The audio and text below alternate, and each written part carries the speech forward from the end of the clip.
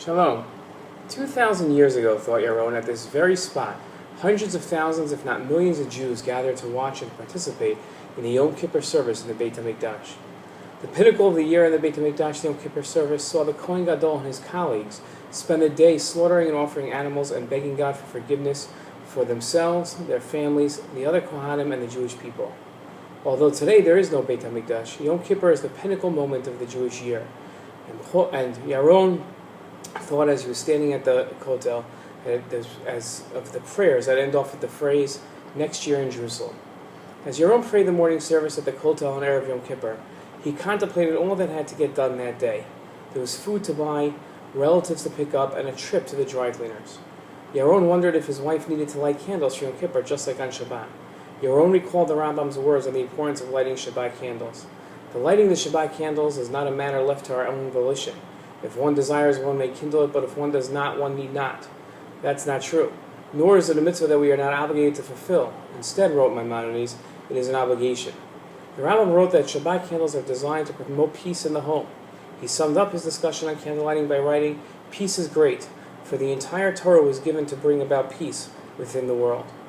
In discussing Yom Kippur, God himself wrote, "It shall be a Shabbat of Shabbatons for you." If Yom Kippur is the ultimate Shabbat, the Shabbat of Shabbats, then it would make sense that one should light candles on Yom Kippur just as they do on Shabbat.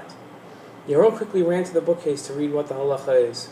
He found the Rambam's discussion on the matter and read, "There are communities where it is customary to light a candle on Yom Kippur so that one will be modest with regards to one's wife and not be promoted to engage in sexual intimacy. There are, by contrast, other communities where it is customary not to light a candle, lest one see one's wife, be attracted to her, and be promoted to engage in sexual relations."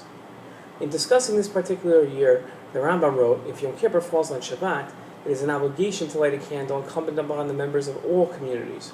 For lighting a candle on Shabbat is an obligation. The debate between these two opinions of whether or not to light a candle stems from a larger debate as to how best to avoid temptation. On Yom Kippur, it is forbidden for spouses to be intimate sexually with each other. Different communities use the Yom Kippur candles to guard against couples becoming intimate with each other. The opinion that holds that we light candles to avoid intimacy holds that by drawing attention to the object of the sin, man's psyche is awakened to the need to stay away from sinning. The opposing opinion that holds that we shouldn't light candles holds that by shielding a man from the object of sin, man is protected from sinning. The debate between these two opinions is really a debate as the best way to avoid sin, by shedding light on it or by shielding ourselves from it. The applications of this debate extend well past Yom Kippur into our own daily lives. Gemar Chasima Tova.